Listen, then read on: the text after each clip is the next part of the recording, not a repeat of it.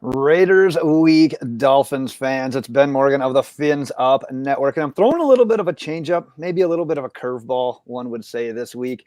Instead of doing the usual viewer Q&A for the final prediction video, we brought on a guest from the other side. I'm joined by Mitchell Renz of the Raiders Report by Chat Sports.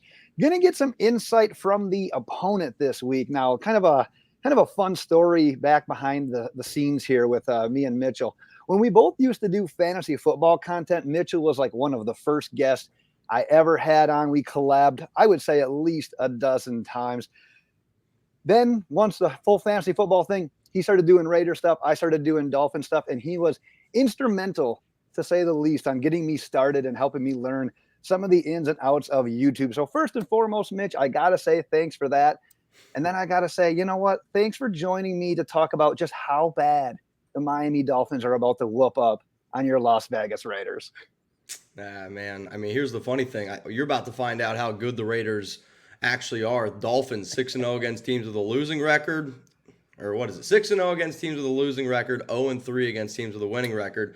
Raiders are 5-5, but underneath Antonio Pierce, they look like a totally different football team, sitting in there at 2-0 as it stands right now. But I'll tell you this, man, I don't join many podcasts anymore. My schedule doesn't really make it fit. But for you, even DJ, shout out to the old Loaded Box podcast, man. I almost wish I could crack one open, take my shirt off, go back to the old days. And I mean, to me, so Ben, for those of you guys don't know, he was the very, very first podcast that I ever joined all the way back in 2016 in my dad's attic. And now over at Chat Sports, we have a little over combined. Honestly, now we're about like 1.5 million subscribers combined over there. Raiders Report now is 154, almost 155,000 subs.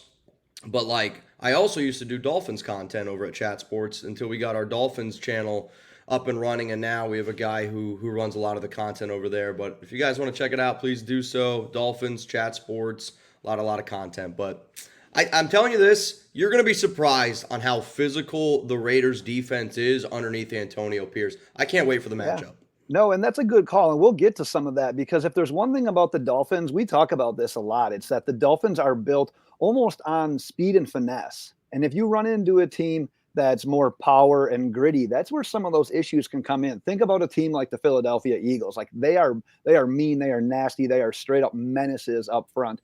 And you've got one of those guys on defense. In the preview video I did earlier this week, I just talked about Maxx Crosby and how he's one of those guys at edge rusher that plays with a high motor, relentless, hair on fire. He can simply destroy plays. I don't necessarily have a question pertaining to him, but just talk about what he means to your team and then that defense in general. Yeah, to me, I think Maxx Crosby is the most underappreciated defensive player in the National Football League. I mean, you look at total pressures this season, Maxx Crosby's number one. You look at tackles at the defensive end position. You can look at TJ Watt, Nick Bosa, all these guys. Crosby's got 20 more tackles. He's got more tackles for loss. Sure, he doesn't have as many sacks. I mean, he still has 9.5 sacks. But that's because of how bad that Raiders defensive line has been this season and a lot of years past. And if he was on a really good football team, he would get the attention that he deserves. But you're right, that motor doesn't quit. At 27 years old, if you want to build a defense around a dude, that's the type of guy that you go and do it. So a few years ago, Raiders Report was on Hard Knocks. That was the AB year. And Crosby breaks his hand, 4th round rookie out of Eastern Michigan, breaks his hand, and I'm on my show. I'm like, yo, anytime you want to get Maxx Crosby on here, Max, hit me up. His parents live about an hour north of me here in Texas. So I've ended up meeting them. I have a really cool relationship with Crosby now. Nice. But he was the very, very first Raiders player that ever reached out to me. And he just has that different mindset that you're not going to slow me down, and that's what makes him amazing. The other player, though, that deserves a lot of credit here is Robert Spillane, who's also 27, because Spillane really wasn't all that well known. He's the number one linebacker, according to PFF, in terms of coverage, and nobody thought he could cover. Ends up breaking his hand week 8 against the Detroit Lions, gets it sewn up, plays week 9 against the Giants, and then that game-saving interception that he had week 10 against the New York Jets on Zach Wilson, that was with a broken hand. Like, to me, those two guys, that's the face of your defense right now. And when the Raiders go, those two guys go. Yeah. No, absolutely. And the thing about the Dolphins offensive line, the way it is too, we finally get Teron Armstead back. And then Austin Jackson's been okay actually this year at Yeah. right tackle after going through numerous years of like, dude, he's a first round bust. Those guys are healthy. Those guys are fine. And then the interior of our offensive line just falls apart. We lose Robert Hunt. We lose Isaiah Wynn. We lose Robert Jones. And now yesterday, I believe it was the Dolphins. We're recording this on Friday, by the way. The Dolphins announced that it's likely going to be Liam Eichenberg switching over to right guard and Lester Cotton coming to left guard. So I had talked about how you might see Maxx Crosby working a little bit in different spots and working twists and stunts to try to go against those weaker guys. So by all means, like I joke early about saying about how much the Dolphins are going to win by, but I truly think that if there's one thing the Raiders can do, especially defensively, it's trying to exploit those guys that are a little bit less experienced. And you talked about Spillane as well, so we don't have to dive too much more into that. But yeah, if there's something that maybe would be a concern from Dolphins fans, I think it would be that for sure. If you're worried about a team that's physical, like right now, the Raiders underneath Antonio Pierce, they play press man, they get up in your face, and they're going to hit you. Over the last 35 drives, since Antonio Pierce has taken over, the last 35 drives, the Raiders have allowed 3 touchdowns. That's number 1 in the NFL. Like, to me, I get it. The Raiders underneath Josh McDaniels, they look different. This team, the Jets defense is no slouch, right? I mean, the Raiders are like, oh, we put up only 16 points last week. That's without your starting left tackle and Colt Miller. He's back this week. So now you have your entire starting offensive line. The Raiders are probably the most healthy that they've been all season. I don't know if they're going to have a single guy that's not going to be playing in this one. So now they're healthy. And I get it. Tyreek Hill is the greatest athletic weapon maybe the NFL has ever seen. I mean, the way he moves his hips kind of remind me of Ben out on the dance floor at his wedding.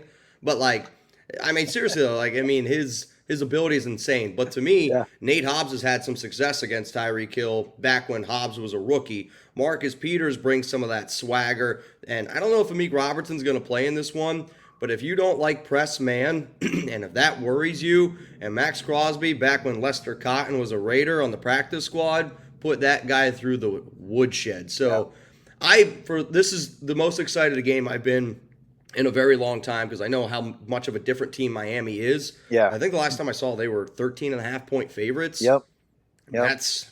That's disrespectful. Well, and it's funny too that you mentioned about just being more physical, because what the Chiefs did the last time the Dolphins play, obviously had the bye week last week. They got up in Waddle's face and Hill's face and really messed up that timing. And when you mess up that timing, it allows that pass rush to get there. And Tua has essentially been trained now that, you know, if it's not there, and if you can create a little bit, create, but more often than not, protect yourself. Live to see another day, which is good for the long term, but at the same time, really kind of lends itself to a little bit of shortcomings, because when you see these elite offenses, a lot of times it's making those off-scheduled plays, off-scheduled throws. We don't really have that because we have such the long term in mind, and I think that's really been pressed into Tua's head the way it is.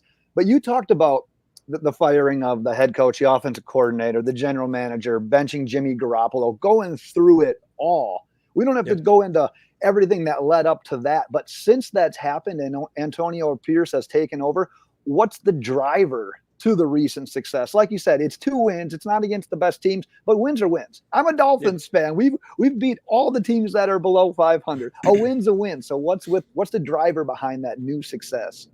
I mean, when you move on from a head coach like Josh McDaniels, who literally makes you feel like that you're this big, and he might be a great X's and O's guys, and I'm sure a lot of Dolphins, people know that, hey, sometimes you can know the X's and O's, and McDaniels has proven that he can be a coordinator. I think that at the end of the day, there are some people built to be coordinators, and there's some people built to be head coaches. And one of the top things that you have to have if you're going to be a head coach in the National Football League is the ability to lead.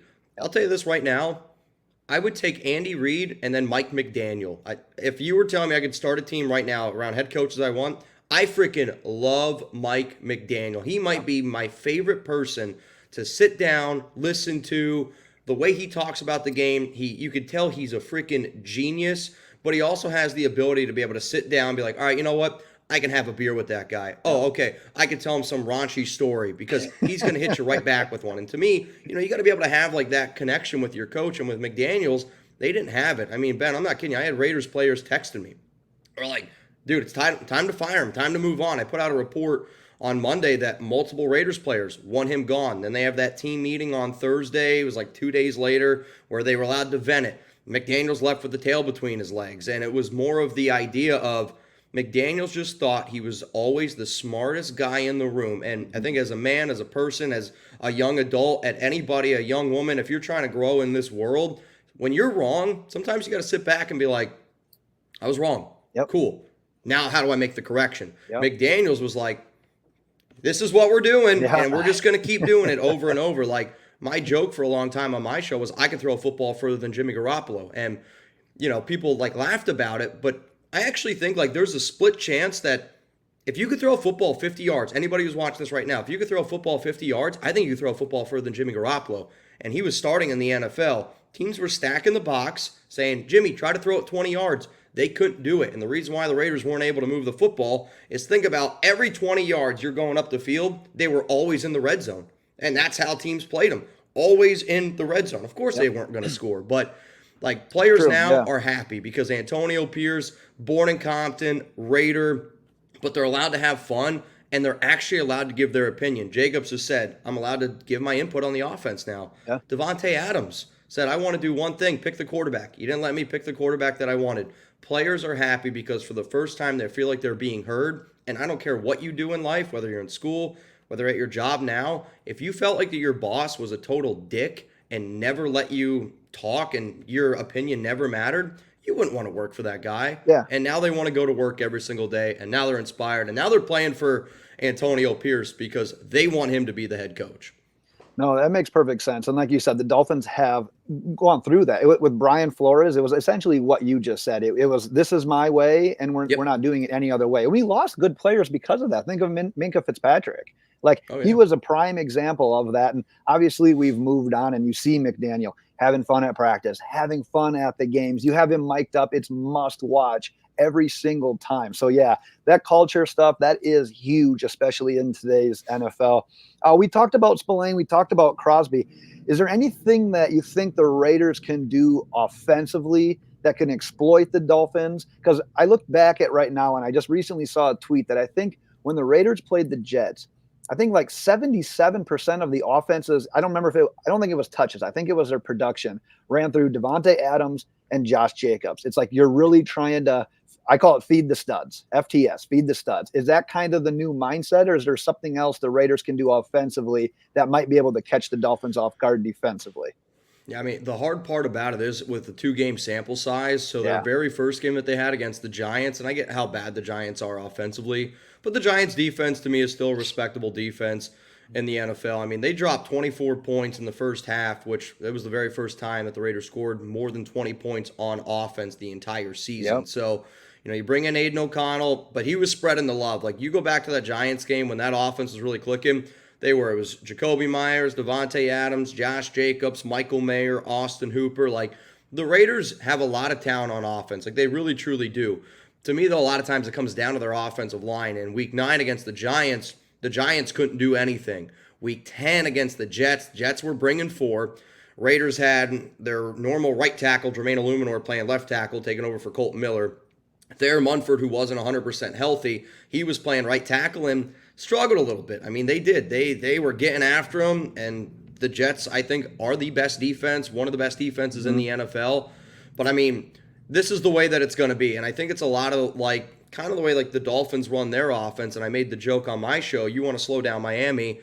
I don't know if you know basketball terms, but there's a defense that's called a box and 1, and then there's another defense called a triangle and 2, where you just try to take away 2 guys, right? If the Miami Dolphins show up on Sunday and they go beat us with somebody else besides Josh Jacobs and Devontae Adams, you can try, right? Same thing, the Raiders are going to go into that matchup on Sunday and say, I'm going to try to take away Tyreek Hill and Jaylen Waddle. Yep. You can try. If you do it, you're probably going to win. Same thing with Miami. If they figure out a way to take away Devontae and Josh, the Raiders will struggle. But I do think Jacoby Myers is one of the more underappreciated wide receiver 2s in this league. Sure.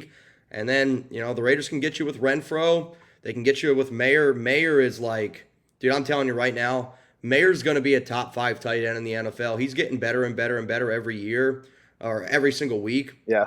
His blocking's getting better. He kind of reminds me of a Mark Andrews style of tight end. Yeah. No, that's good. And I know it's funny. You talked about going back to the days where we used to pop beers while we were making content. And I think the Oh first time man. we ever connected, it was like the day before Thanksgiving, and we were basically Yep. pre-gaming when we had our first stream basically that day. And so it just takes me to where we are today. How I'm married. I got 3 kids now. You're off. You're going to go be looking at a wedding venue here in a minute. So I don't have a lot more. I want to keep it on a certain distance. But there is one question I want to ask you before we get into some final quick predictions for the final score. I always like to ask non-Dolphins fans this particular question, especially if you're not you're covering a team, you're a fan of a team that's not even in the division. So when I say Miami Dolphins, especially this year, what comes to your mind? Because I think back in the day it's a rollover team. Like this is a team that's always just disarray. They'll tease their fan base, but I feel like things are different. But once again, I'm a Dolphins fan. I'm a little bit biased. So when I say Miami Dolphins, what comes to your mind? For this season, I think is speed. Like I think they are the fastest team in the NFL. But to be honest with you, Dolphins fans are very similar to Raider Nation, right? Like a beautiful history, a great history, a long, long time ago, and have kind of been chasing it ever since, right? Like obviously the Dolphins had the Patriots and Brady, all that type of bullshit for a long time. Yep. Raiders are kind of dealing with that right now with Patrick Mahomes and the You're Kansas City living it. Chiefs, where it's like, Yep. holy shit, like how do we get by this guy? Even when you think you're Yep. playing great, like the Raiders next week. Like Yep. that's the one reason why, like I'll be honest, like for Dolphin fans out there, this is a game that does scare me for Raiders because you never like to think that teams look by, but next week's Kansas City.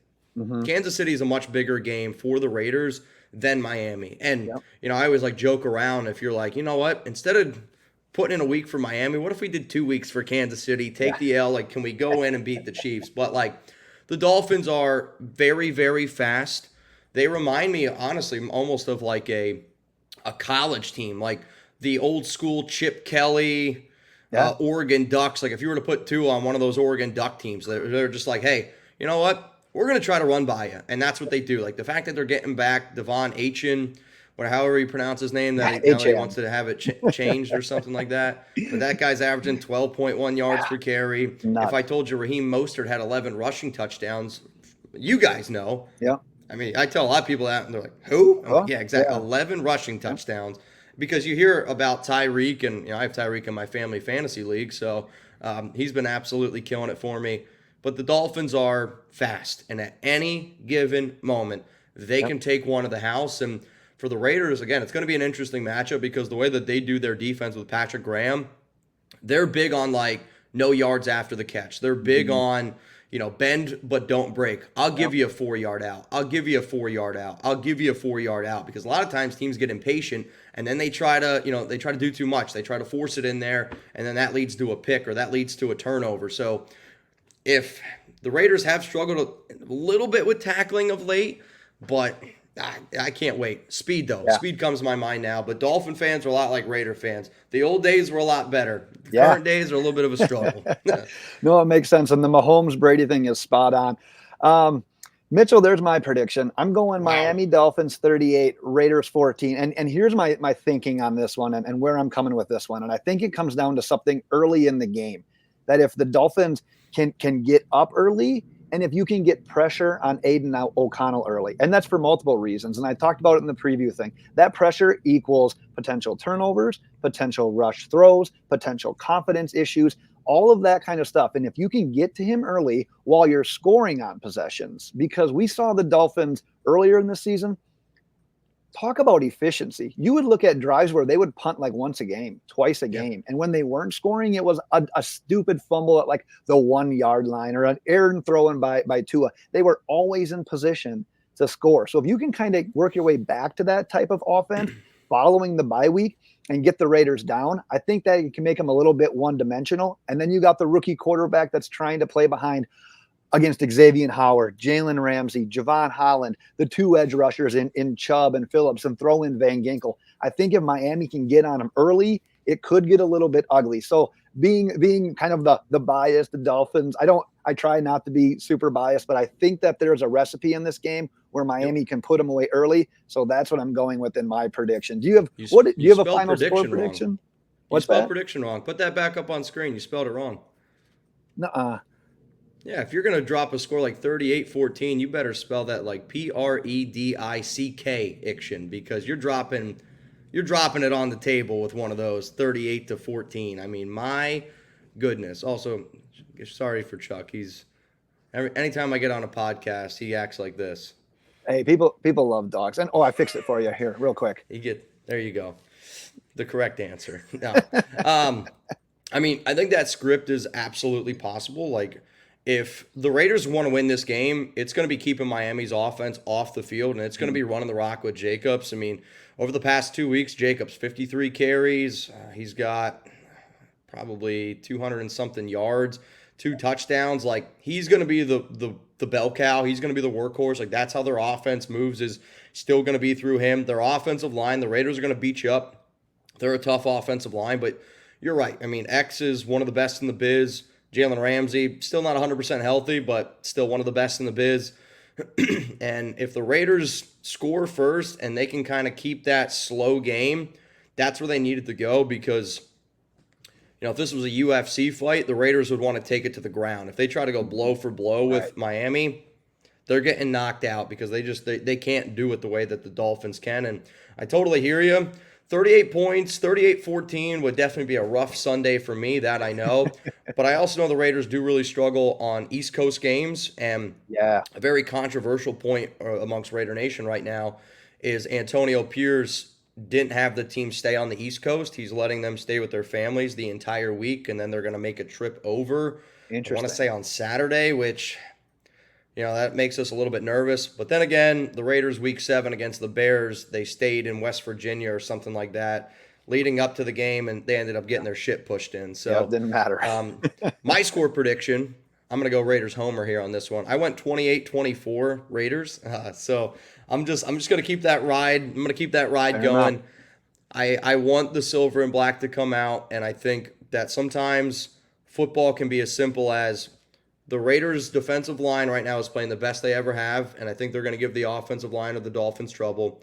And then the Raiders' offensive line, to me, is actually one of the best units in the league when they're healthy. They're going to be healthy going up against the Miami Dolphins front, who you said, very talented. And sometimes it can be as simple as winning in the trenches. And I think the Raiders on Sunday are the tougher team, and they're going to win in the trenches. That's going to lead to a win. Yeah, and the physicality is a huge part. A lot of committed Dolphins fans will admit to that. And quite honestly, I would have almost been upset if you'd have not taken the Raiders. I mean, we got to have a little bit of something on this game. I might have to text you on the side and see if we can. We'll have to come up with some sort of wager. Maybe I'll even throw you a couple of touchdowns there to be friendly. Like I said, Mitchell, I know you got to run. You got to do adult things right now. One last time. I know Mitchell doesn't cover the Dolphins, but people out there get subscribed to his work. He does a great job. There's a lot of off-season talk. There's a lot of things that if you want to get well versed with the league, quite honestly, Mitchell is a really good resource. So go ahead and tell everyone where they can find your work one more time. Well, I appreciate that. I mean, I'm going to be very transparent. I know I used to do a lot of fantasy football stuff. I mean, I do Raiders now every single day. I've put out a Raiders video now every day for almost 4 years. It's kind of a crazy thing. 1,000 straight days we're at that point. Yeah, I mean, we got 155,000 subscribers over on the Raiders Report by Chat Sports. Please go check it out. But again, we do a lot of different types of content. We have a Dolphins channel over there as well if you guys want to check him out. His name's Reetma. He does a hell of a job. But I'm on Twitter, Instagram, at MitchellRenz365. And I mean this, the only reason why I joined this show is because Ben's my dude. Like, I mean, Ben and I, we never even met, and he invited me to his wedding. Like, that's how many podcasts we used to do back in the day. And, you think about where you start, where you go now. Like, Chat Sports now, we have 26 full-time employees, which is a beautiful, beautiful thing. And a few years ago, I was doing a podcast in my attic, right? I mean, Ben was doing a podcast. Maybe he's still doing a podcast in his attic. I don't really know. But I had to switch it up today. The bottom line is we do this stuff, though, because, you can meet really cool people. You can interact. And if there's anybody that watches this show and has ever thought about starting a podcast, start writing articles, and you're thinking like, man, why would I do it? one, do it for yourself. It's an amazing release of just being able to sit down, have a good time. You can make friends that maybe you never even thought you were going to make before. And if you would have told me when I was 22, first coming out of college, that I'd be 30 years old doing what I do now, and I wake up every single day and I get to talk about my favorite team, guess what? Unless you try, man, you never think that it's going to be possible. So, and Ben, you're the total testament to that, man. I think our relationship is really crazy. I literally told my dad, I go, Dad, I'm joining Ben from Loaded Box, and he goes, no way. You know, like, I mean, even my dad knew. So it's That's awesome. it's an amazing thing, and I'm really happy we got to chop it up. I wish I could have stayed, a little bit longer, but I gotta leave here in 30 minutes. So it's good seeing you, buddy. All is good. I should have thrown it back with the Loaded Box shirt instead of the Dolphins, but I figured you'd probably come with something Raiders, so I needed intro. to. Yep, let's get loaded. All right, man. I love it. I will. I'll throw the little graphic up just to give it proper closure, and then I'll chat with you for a minute afterwards. Sound good? Cool, buddy. All right, fins up, everybody. Enjoy the game on Sunday. Raiders. No.